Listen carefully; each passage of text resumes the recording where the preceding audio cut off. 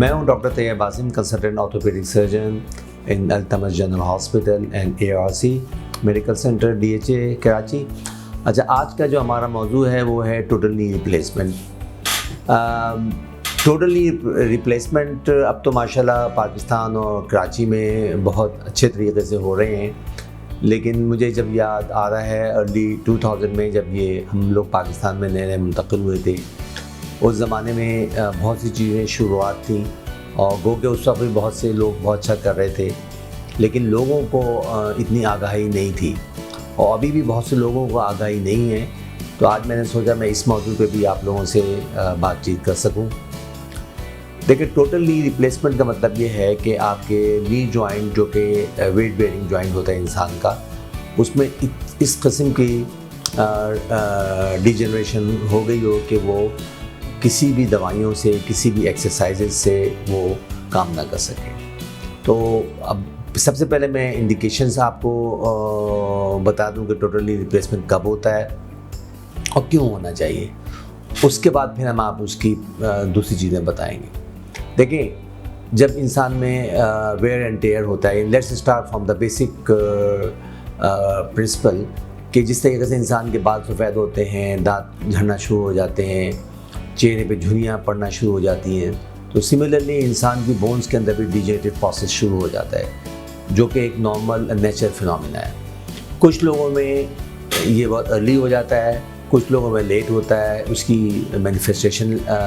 बाद में आती है। तो ये हर किस्म की, हर शख्स की जेनेटिक मॉडिफिकेशन की वजह से, उसकी डेवलपमेंट की वजह से, उसकी दूसरी असरात की वजह से ये डिजेनरेटिव प्रोसेस कम या ज़्यादा होता है। लेकिन जनरली डिजेनरेटिव प्रोसेस 40 ईयर्स की उम्र में शुरू होता है, जो कि बहुत ही मामूली सा होता है और मोर देन 90-95% लोग इसको बर्दाश्त करना शुरू कर देते हैं और गो के अपना सेल्फ एक्सरसाइजेज से, वॉकिंग से, वर्जिश से वेट मेंटेन करने में तो उनको 50-60 साल तक पता नहीं चल पाता। लेकिन जिन लोगों की जेनेटिक प्रीडिस्पोजिशन ज़्यादा है और जिनकी दूसरे अवामिल भी हैं, मसलन कि उनको चोट लग गई हो तो ट्रॉमेटिक आर्थराइटिस शुरू हो गया, उसके साथ डिजेनरेटिव प्रोसेस भी शुरू हो गया, तो फिर उनके अंदर ये तमाम अवामिल तेज़ी से एक्ट करते हैं और उनकी नी, उनका जॉइंट्स, कोई सा भी जॉइंट और आमतौर पर वेट बेयरिंग हिप्स या नीज़ ज़्यादा मुतासर होते हैं। तो गो के ये कहना कि जनाब मुझको तो बहुत बड़ी बीमारी लग गई है, मैं तो बस किसी का,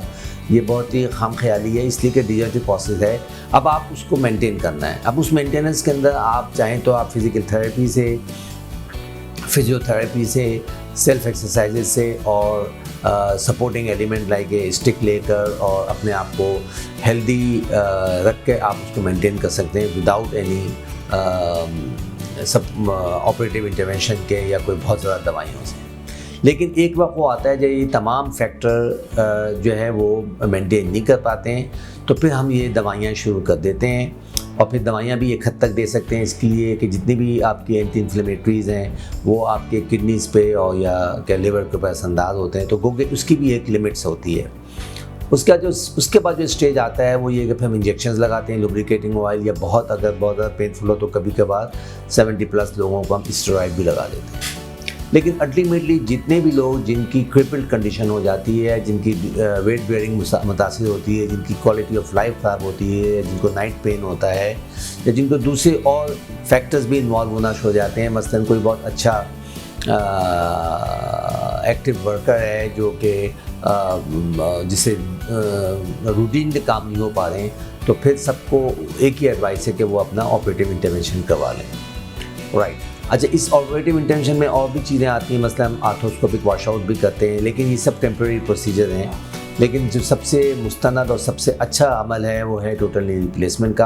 और उसके अंदर हम क्या करते हैं कि हम जो है ऑपरेशन थिएटर में उसको बाकायदा इंसिजन देकर उसको खोलते हैं जॉइंट को, और उसके बाद पे हम मुख्तलिफ कट के थ्रू, जो कि बहुत साइंटिफिक कट्स होते हैं, और उस पर पूरा जॉइंट की शेप का पूरा आर्टिफिशियल जॉइंट लगा देते हैं। और ये आपको इस पूरे अमल को कहते हैं कि आपने टोटल यानी जॉइंट को टोटल रिप्लेस कर दिया, यानी एक नया जॉइंट लगा दिया है जो कि मुख्तलिफ मिक्स अलॉयज़ का होता है, और उसके बीच में हम जो है वो पॉली लगा कर इसकी वेट बेयरिंग करके उसकी एक्टिविटीज़ शुरू कर देते हैं, यानी कि रिहेबिलिटेशन प्रोग्राम शुरू कर देते हैं। तो ये आपका एक प्रोसीजर जो 1 से लेकर 1.5 घंटे में हो जाता है। और पाकिस्तान में माशाल्लाह बहुत अच्छे सर्जन आ गए हैं और पाकिस्तान में इंटरनेशनल स्टैंडर्ड्स के सब काम होने लगे हैं जो कि हम पहले सोच भी नहीं सकते थे। तो मैं ये कहूँगा किसी को इतना डरना नहीं चाहिए, किसी को इतना खौफ में रहना नहीं चाहिए। एक दफ़ा आप किसी अच्छे मुस्तनद ऑर्थोपेडिक सर्जन से मिल लें, उससे पूरी कॉम्प्लिकेशंस पूछ लें, रिहेबिलिटेशन प्रोग्राम पूछ लें और उसका आउटकम